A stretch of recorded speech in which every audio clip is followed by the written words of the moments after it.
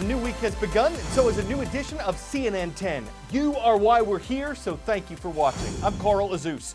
First story in our lineup today is the death of the leader of an infamous terrorist group. Since 2014, news organizations around the world have done a lot of reporting on ISIS. It's an acronym for Islamic State in Iraq and Syria, and that's what it wanted to create, a new country, a theocracy in the Middle East based on ISIS's strict interpretation of Islam. ISIS was a violent group known for murdering scores of people who didn't share its beliefs. And while it existed years before 2014, that was the year it took control of large parts of Iraq and Syria. 2014 was also when ISIS's leader, Abu Bakr al-Baghdadi, declared himself to be the leader over all the world's 1.5 billion Muslims, though that claim was rejected by many Muslims worldwide.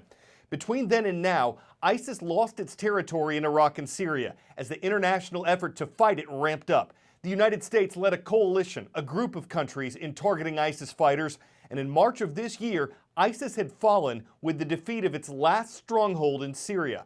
That doesn't mean everyone who fought for the terrorist group is dead.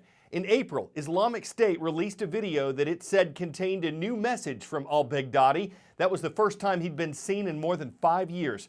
But on Sunday morning, U.S. President Donald Trump said al-Baghdadi had been killed. A brutal killer, one who has caused so much hardship and death, has violently been eliminated. He will never again harm another innocent man, woman, or child. The president says a U.S. Special Forces mission targeted the ISIS leader after keeping close track of him for weeks. The raid was carried out in northwest Syria. The U.S. says several ISIS fighters and companions of al-Baghdadi were killed with him in the mission, though no American troops died. President Trump says al-Baghdadi killed himself after becoming trapped at the end of a tunnel. And the American leader thanked several other countries and Kurdish fighters in Syria for their help with the mission. While U.S. Defense Secretary Mark Esper called al-Baghdadi's death a devastating blow to ISIS, America and other nations said they'd stay on guard against the next terrorist leaders who appear. 10-second trivia. Who is the current U.S. Treasury Secretary? Jack Lew, Kathleen Sebelius, Wilbur Ross, or Steven Mnuchin? The role is currently filled by Steven Mnuchin, the nation's 77th Secretary of the Treasury.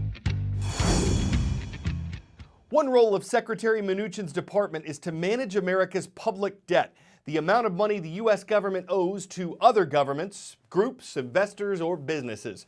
Right now, that number stands at $22.9 trillion. The thing that makes that number grow is the deficit, when the government spends more money than it takes in. And America has been doing that for centuries. The only time in history it didn't have a national debt was in 1835 under President Andrew Jackson. On Friday, though, the gap between what the government spends and what it takes in reached $984 billion for a 12-month period ending in September. That's its biggest gap since 2012, when it had been exceeding $1 trillion for several years. But if U.S. trade disputes with other countries continue, and if global growth slows down, as many analysts expect it to, the U.S. deficit could exceed $1 trillion once again next year. Why is it so high? Secretary Mnuchin says wasteful government spending needs to be cut. Also, the tax cuts that were passed in 2017 reduced the government's revenue. But when you're looking at the debt and the deficit that causes it, the numbers are always in flux. America lives on borrowed money. That's why the terms debt and deficit get thrown around so much. But of course, they're not the same thing. Let's first start with our definitions. If a government spends more than it takes in a given year, the difference is called a deficit. Debt, or the debt, is the total sum a government owes. So every year with a deficit, the debt grows larger. Looking at a chart, we see that in 1950, the debt was around $257 billion. That's compared to now at around $22 trillion. But comparing the debt then to comparing the debt now is a bit like comparing apples to oranges. That's because when you talk about the deficit, you need context, and the first thing to keep in mind, inflation. With inflation, that $257 billion debt in 1950 suddenly becomes $2.8 trillion in today's money. But you also have to look at the total size of the economy. Our economy has grown tremendously since 1950. We have more money, we have more assets, we have more people. That's why when economists talk about the debt, they prefer to use this number, the debt to GDP ratio. It takes the total public debt and shows how big it is relative to the gross domestic product. So now if we go back to that debt comparison and instead show the debt as a percentage of the total economy, well, it's a different story. The US number right now is around 106%, which is the highest it's been since World War II. And if you're wondering if that number's too high, well, there's no simple answer. Some economists say 85% is too high, some say 100%, some say even higher. But regardless of which number is right, economists agree. These are the numbers you should be looking at. It's been 500 years since Leonardo da Vinci passed away. He was an incredibly influential Italian who died in France, and though that fact has caused some tensions at an extraordinary exhibition that just opened in France, the show has gone on. It opened Friday. It also contains works from other artists that are related to those of da Vinci. He was considered an ideal Renaissance man because he was so gifted. Sculpture, architecture, art, invention. Da Vinci was brilliant in multiple fields. That's why half a millennium later, thousands are lining up just to see some of the pictures that came from his paintbrush or his pencil. 10 years in the making, the Louvre's Leonardo da Vinci exhibition features more than 160 works, including many items on loan from all over Europe and the United States. The Italian master spent his last years as court artist to France's King Francis I. That helps explain the Louvre's permanent collection of 5 of da Vinci's surviving works and its decision to spend so much time and resources on this exhibition. The Musée du Louvre had to do something on that on 2019 because Leonardo da Vinci decided to come in France in 1516, and it's in France that he died 500 years ago.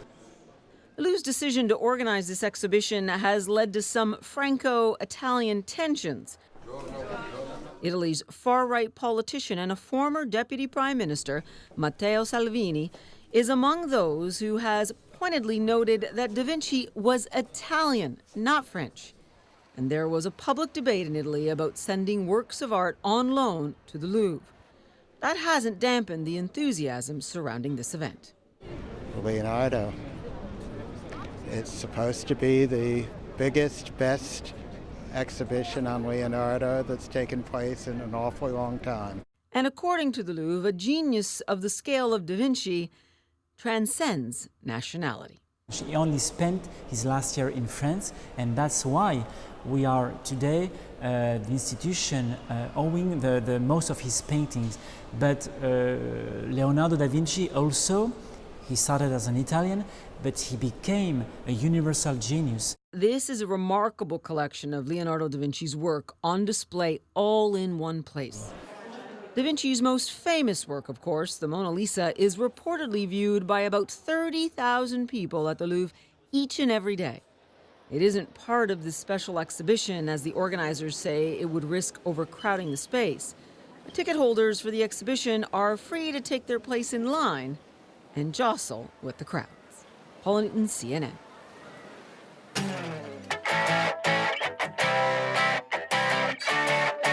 For 10 out of 10, pumpkins float, but will they float your boat?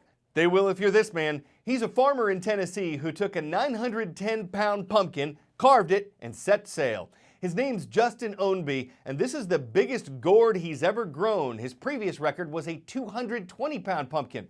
So he's definitely making progress, but he hopes that one day, maybe as soon as next year, he'll achieve a 1,000-pounder. We think he's doing just fine. You can see the gourd job he's doing stems from a fruitful desire to pick and patch together his own record, and hopefully his lantern will light up soon enough. I'm Carl Azuz, growing a few pumpkins on CNN.